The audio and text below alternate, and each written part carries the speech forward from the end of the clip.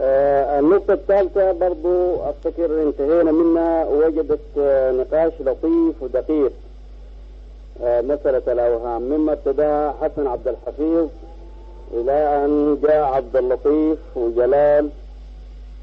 كل الإخوان اللي اتكلموا عن النقطة يتكلموا كلام طيب جدا، ويبدو لي أنه شيخ عبد الله أبو شيبة أجمله إجمال طيب، في معنى أنه نحن كلفنا بالعبادة وكفل لنا الرزق، تركنا ما كلفنا به واشتغلنا بما ضمن لنا. قال الجنة ما ضمنت لزول، لكن الرزق ضمن لكل إنسان. وبعدين تركنا الما مضمون واشتغلنا بالمضمون. وفي بعض دعاء العارفين قال أفردني لما خلقتني له ولا تشغلني بما تكفلت لي به.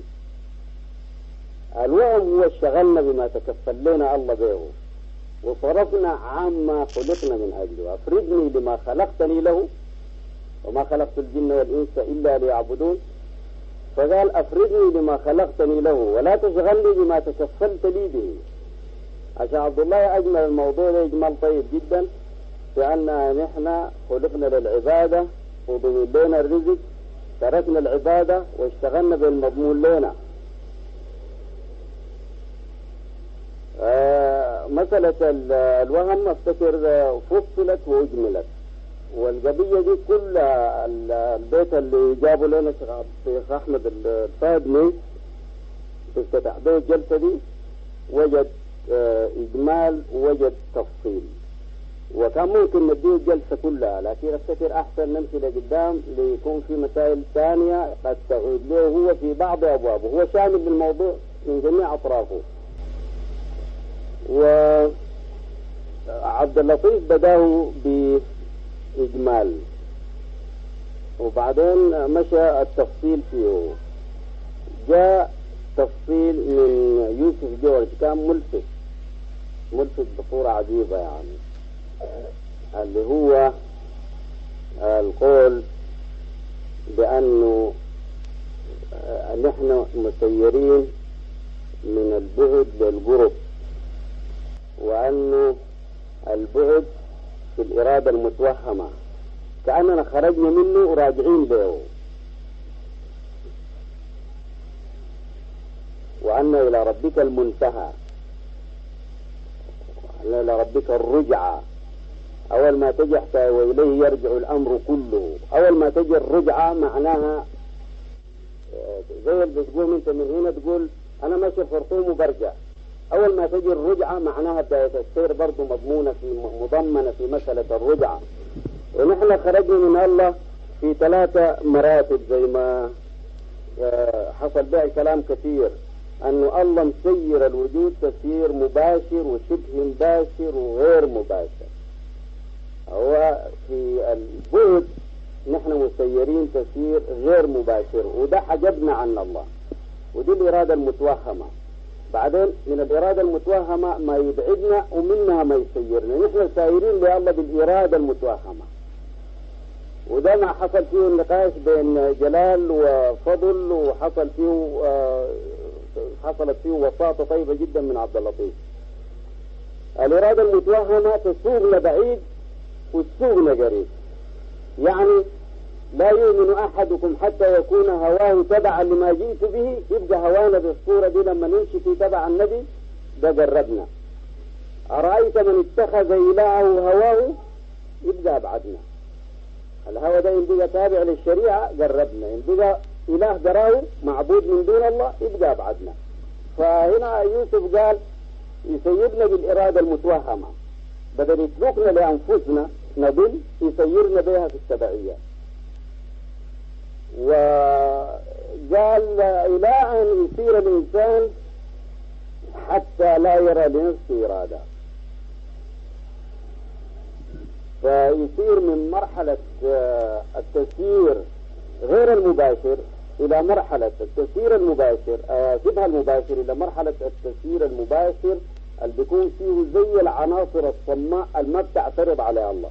ويجي هنا ومن أحسن دينا ممن أسلم وجهه لله وهو محسن، لأن العناصر كلها كل ما في الوجود مسلم وجهه يا الله، كل ما في الوجود طائع لا يعصي لكنه ما هو عاقل بالطاعة. فإذا جاء الإنسان المسلم في القمة يكون طائع كما تطيع سائر العناصر، ثم هو واعي وعاقل، هو مسير بعقله، والعناصر الأخرى مسيرة بأجسادها. كانت صورة طيبة جدا، وأنا أعتقد أنها تستغرق كثير جدا من تفسير المفكر لو تابع الموضوع ده. سيرني سيرني سيرني يعني من البعد إلى القرب، من البعد إلى القرب، والبعد هو الجهل، والجهل أكبر أن نتوهم لأنفسنا إرادة، وده الوهم اللي في الآخر جاء عنه الكلام. وما دام أحمد مشابينا في طريق شعراء والبدر، في شاعر ثاني نحن بنتكلم برضه عن أبياته كثير، قال عتبات النفوس حمت الديار مجن، أصحاب المعاي لبسوا السوار والسن، ضبوب يا حبر درج وليدك لم، وفي الشرع العظيم رقي له علم. لا أحد من شعراء الشيخ العبيد. التسيير لله الله في مرات العلم ما هو بقطع المسافات، وفي الشرع العظيم الشريعة بتبتدي بما لا تصح العبادة إلا به، لكن الشريعة ضربها لا إله إلا الله. الشرع الجامع للرسل كلهم هو لا إله إلا الله، بعدين شرائعهم لأمم، شرائعهم لعبادات أفراد هي اللي بتختلف. وفي الشرع العظيم رقي له علم يعني في لا إله إلا الله. وهنا التسيير من البعد إلى القرب، من الجهل إلى المعرفة، ونحن ما بنسير لله بالمسافة. إن كنا نحن في الشريعة بنسير له في مكة وبنسميه ده بيته، بيت الله في مكة شريعة ما هو حقيقة، بيت الله في الحقيقة في كل القلوب. والعارفين زي ما ورد في أقوالهم زي كعب بن جابر الجيلاني قال حجوا إلي فإني كعبة وصاحب البيت عندي هنا حرم. الحقيقة في الله هي قلوب العارفين، مثل المساجد مثل الكعبة، لكن في الشريعة هي دي، لأن في مرحلة من الأوهام تبقى التربية في السير لله هي تربية المعرفة، لغاية ما تلقاه فيه يرسل لله تلقاه فيه.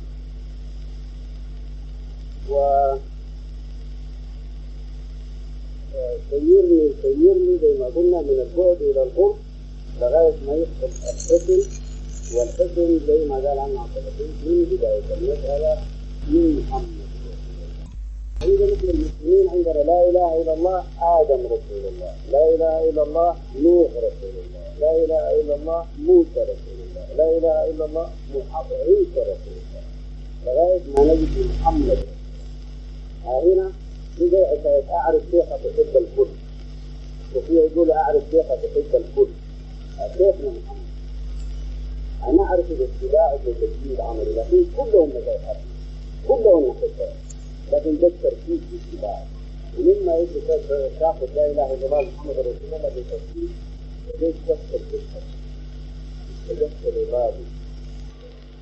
وانت حتى لما تعمل في الشريعه الظاهره، مثلا ان الصلاه تنهى عن الفحشاء والمنكر، مجرد ان تخليها في شكلها الصوري بدات النهي عن الفحشاء والمنكر ودخلت في الحكم، لغايه ما يبدا حسنك هو الله زي ما قال عبد اللطيف مش بيت حسني أنت حسني.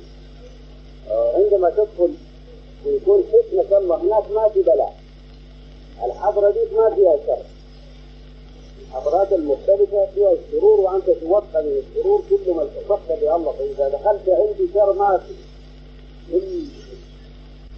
انتهت الثنائية دخلت في الخير المطلق.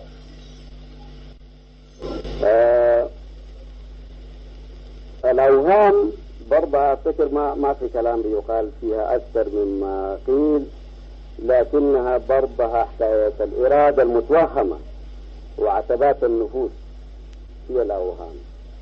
نحن كل واحد مننا هو أكبر وهم موجود، ولذلك الصوفية يقولوا وجودك ذنب لا يقاس به ذنب.